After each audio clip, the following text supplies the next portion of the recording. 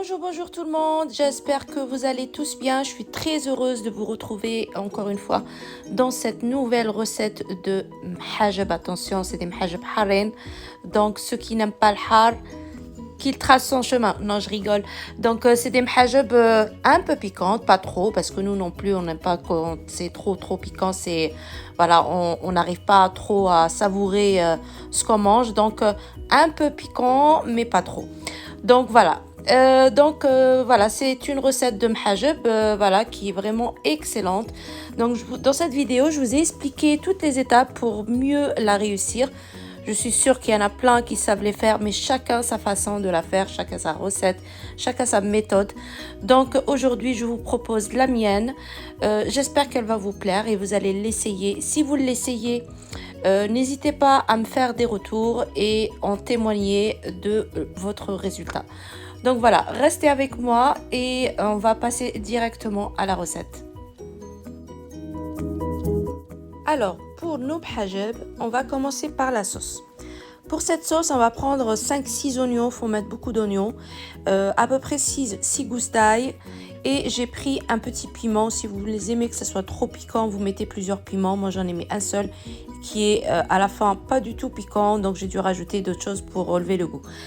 Avec sel, poivre et je les ai fait revenir à feu moyen avec un couvercle.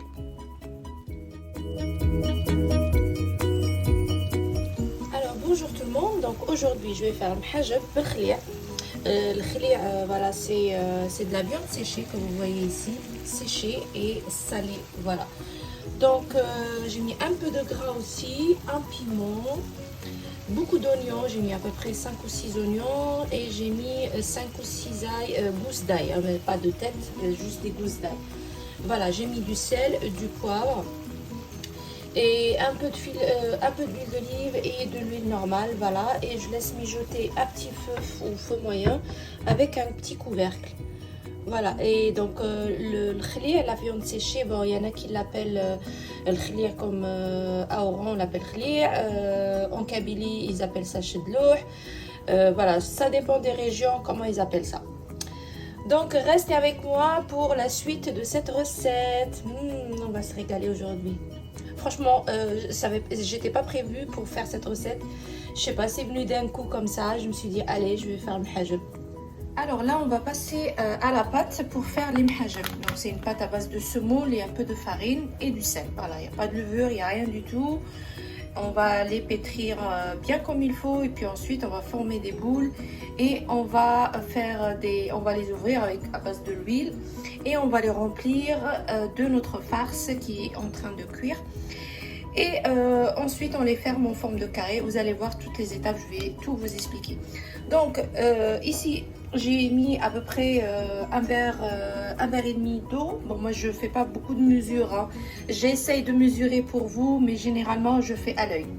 J'ai appris à cuisiner comme ça avec les grands-mères et les mamies, donc les mesures c'est pas trop pour moi, mais j'essaye quand même de vous montrer à peu près combien il vous en faut. De toute façon là c'est pas de la pâtisserie, donc voilà, c'est de la pâte, donc vous allez voir au fur et à mesure, vous allez apprendre à faire à l'œil comme moi. Alors ici on a de la semoule extra fine, donc je vais mettre moins de semoule et plus de farine, comme ça on a des mhajab vraiment légères et faciles à digérer. Vous voyez, j'ai mis, on va dire, à peu près la moitié de ce que j'avais dans le paquet. Ensuite, on va mettre de la farine.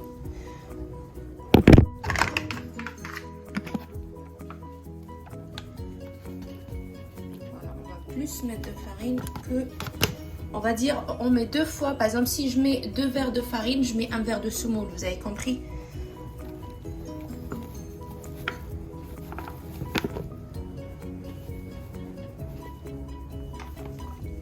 Voilà, le sel on le mettra à la fin. Le feu, parce qu'en fait le sel il empêche la pâte à développer son gluten et tout ça, donc le mieux c'est de la mettre vraiment à la fin. Une fois que votre pâte elle est bien pétrie, on mettra un petit peu d'eau ou vous la mettrez ou vous mettez le sel directement comme ça avec votre pâte. Mais c'est mieux de le diluer un petit peu avec de l'eau pour qu'il se dissout complètement. Donc là, on va commencer à pétrir en vitesse 1.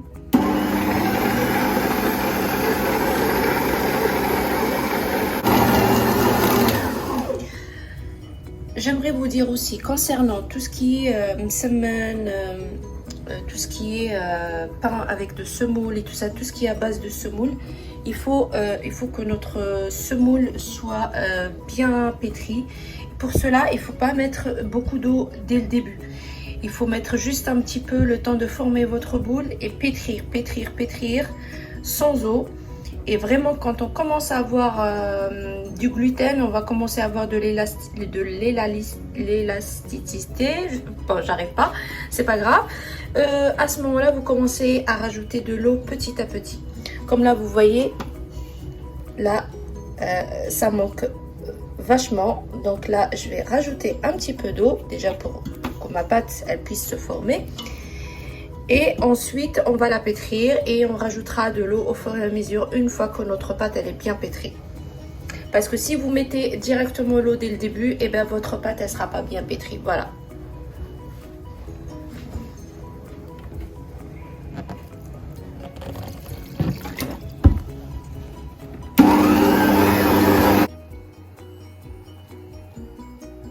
Alors, juste pour revenir sur le mot que j'ai bugué dessus, c'est l'élasticité de la pâte. Voilà ce que je voulais dire.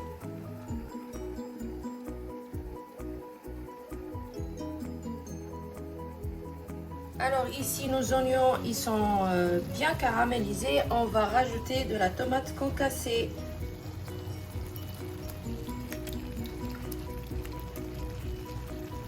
Voilà, j'ai mis à peu près le 3/4. Je vais voir si je vais en rajouter ou pas.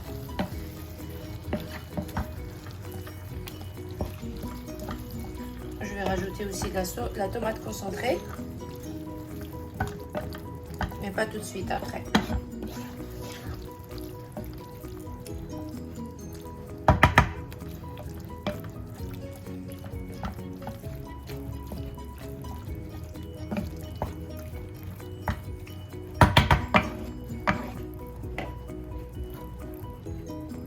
Je pense que ça suffit largement.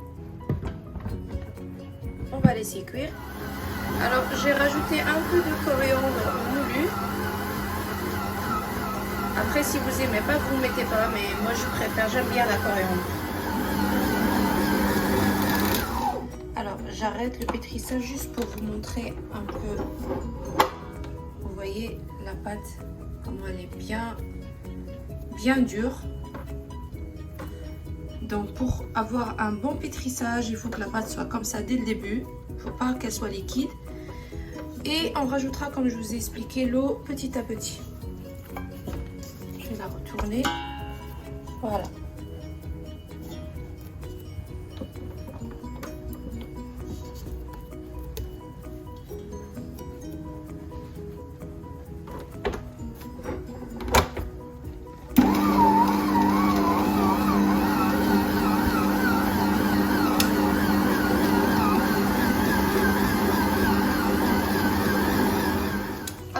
Un récap, comme ça vous allez bien retenir tout ce que j'ai mis dedans. J'ai mis à peu près 5 ou 6 oignons, j'ai mis 5-6 gousses d'ail, j'ai mis du sel, du poivre, j'ai mis de la coriandre moulue, j'ai mis une feuille de laurier et j'ai mis un petit piment, j'ai mis aussi un peu de gras de mouton et j'ai mis c'est de la viande séchée, voilà ce qu'ils appellent dans d'autres régions chedlo et ainsi de suite. Voilà, et j'ai rajouté enfin, une fois que j'ai bien caramélisé mes oignons avec l'ail, le poivron et les épices et la viande, j'ai rajouté ma tomate pelée. Voilà, j'ai mis à peu près le 3/4 à l'intérieur. Donc voilà, et là je laisse mijoter à feu moyen, bien sûr, toujours avec un couvercle et on remue régulièrement. Pendant ce temps-là, notre pâte, elle est en train de se pétrir. Là, j'ai arrêté parce que ça fait trop de bruit. Et là, on va continuer.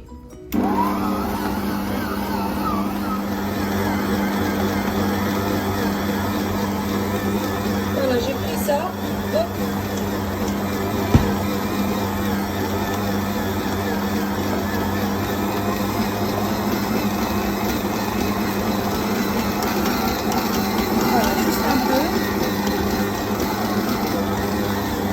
Ça évite qu'elle va dans tous les sens. Pas mal l'idée, hein?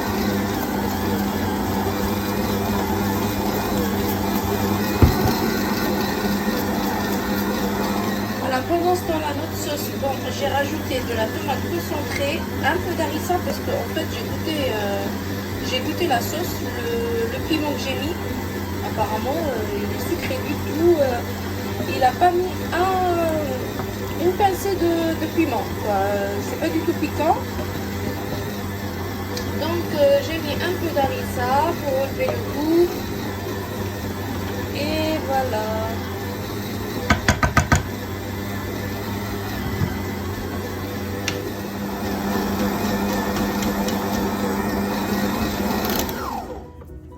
J'arrête le pétrissage, ça je vous montre. Regardez, vous voyez, tout en haut c'est mal pétri, en bas c'est bien lisse. Donc faut pas hésiter à bien la retourner. Mais en tout cas, la pâte elle commence à être bien belle. Hop.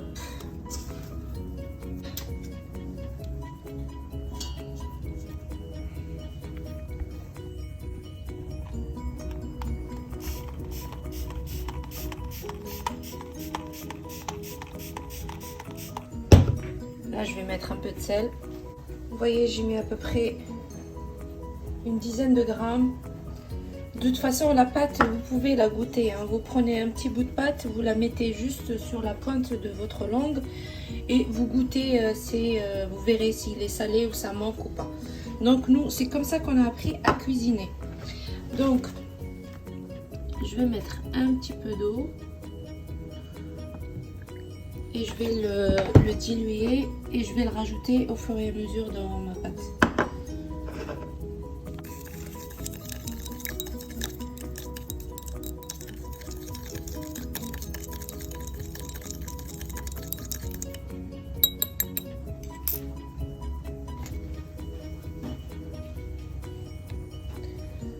On va mettre un peu.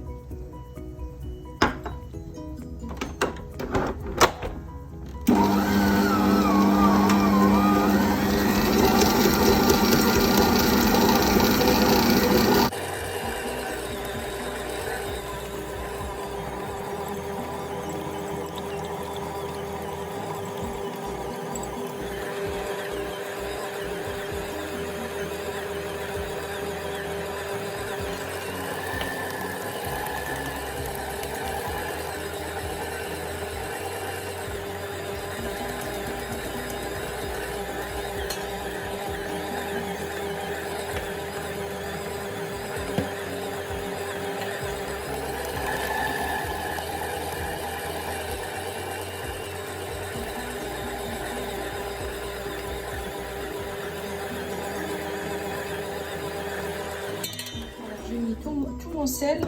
Voilà, je l'ai versé parce qu'il ne voulait pas descendre. Alors je l'ai aidé avec les moyens forts. Voilà.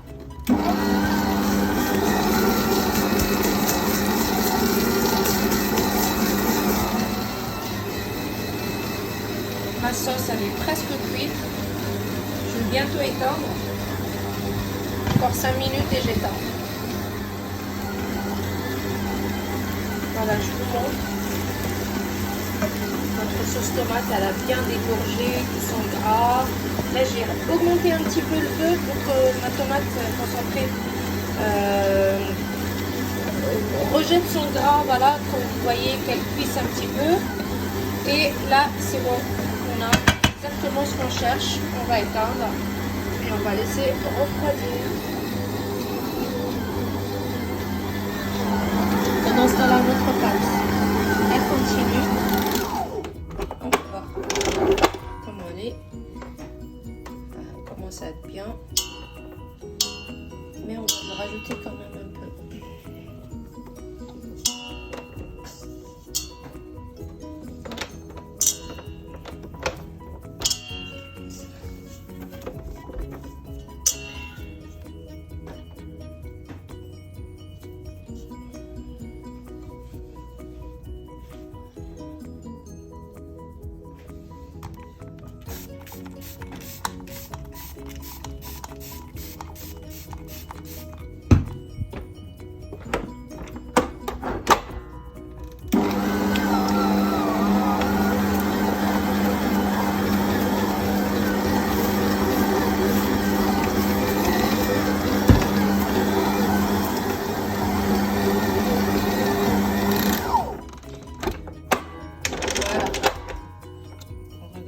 ça. Vous voyez, c'est ça qu'on cherche. Voilà, je vous ai pas montré toutes les étapes. En fait, j'ai rajouté de l'eau régulièrement avec le pchit là. Et voilà. Maintenant, je vais vous montrer bien la texture. Vous voyez, c'est ça qu'on cherche, l'élasticité. Hop.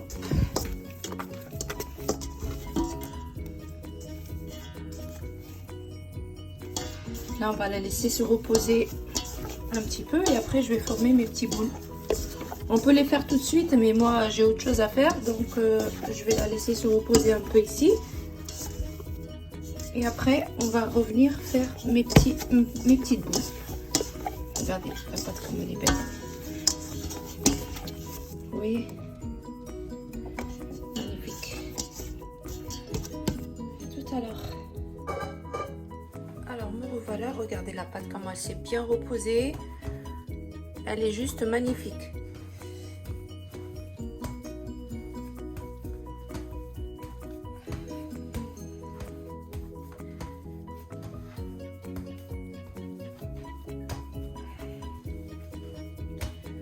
Là, on va huiler notre plateau.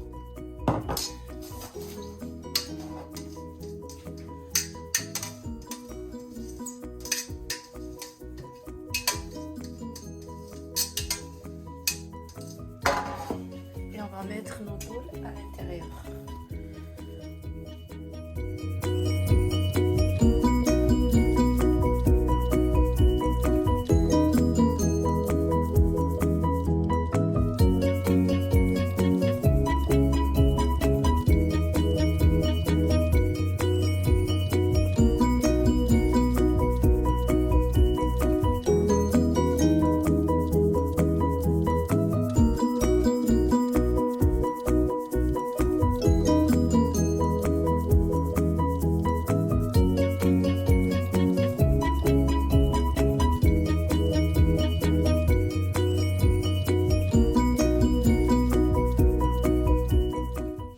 Donc voilà, j'ai fini de former toutes mes boules. Donc là, je vais huiler toutes les surfaces de ces dernières.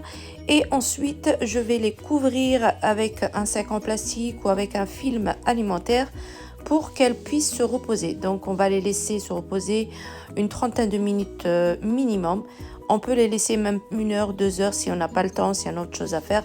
Il n'y a pas de problème. Du moment qu'elles sont bien huilées et bien couverte avec un film alimentaire, elle ne risque rien, elle ne peut que être meilleure à la fin. Donc voilà, elles vont bien développer leur élasticité, voilà, et elles seront beaucoup plus faciles pour travailler tout à l'heure.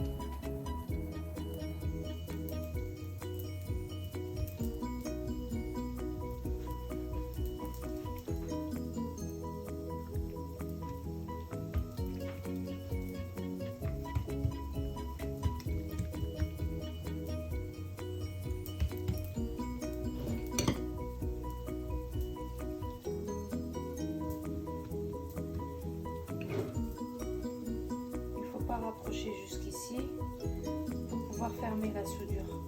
Si vous voyez qu'elle n'est pas assez large, ben, vous l'allongez la farce, comme ça, puisque vous avez assez de pâte pour abattre.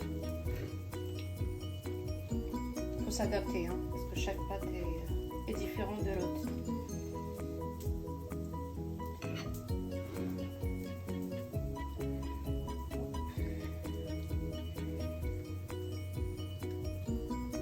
Vous voyez comme elle est longue, donc du coup, on est plus allongé sur les côtés.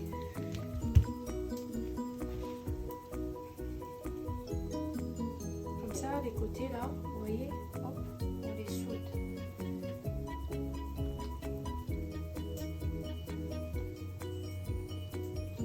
N'hésitez pas à tirer.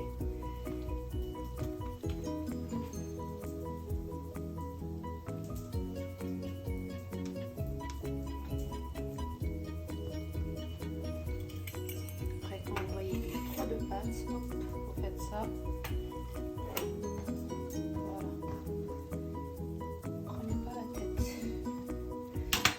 Servir pour soudre quelque chose d'autre.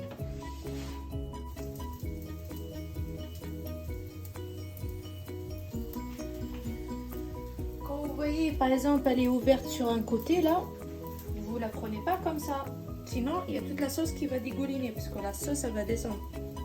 Donc portez-la de ce côté là. Bon, après vous pouvez vous aider à mettre aussi un papier sulfurisé en dessous. Et comme ça vous prenez directement avec vous, l'étalez sur le papier, comme ça vous facilite le ramassage.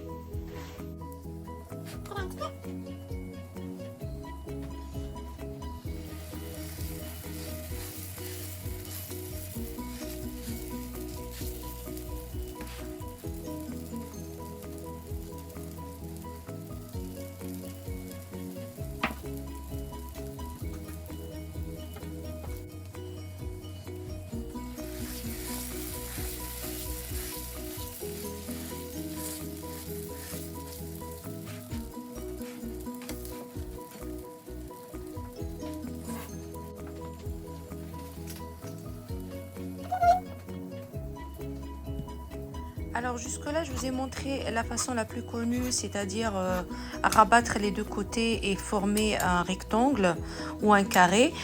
Et là je vous montre une autre façon pour les débutantes qui ne savent pas faire l'autre façon. Vous pouvez essayer cette autre méthode qui va vous faciliter le ramassage de votre pâte.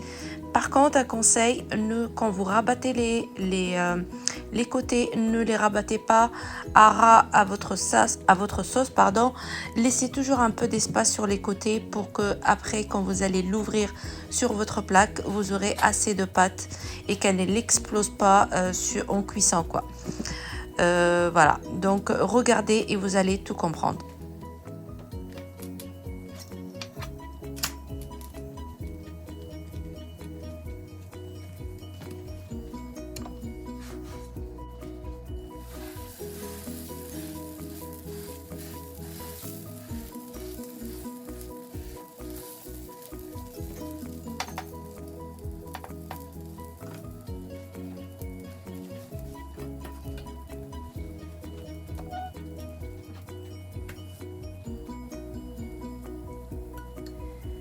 Donc voilà, on arrive à la fin de cette recette. Donc voilà, je vous ai montré toutes les étapes à faire pour mieux la réussir et surtout tout ce qu'il ne faut pas faire pour ne pas rater votre recette. Donc si vous suivez tout à la lettre, vous allez la réussir à 100%. Il n'y a aucun problème.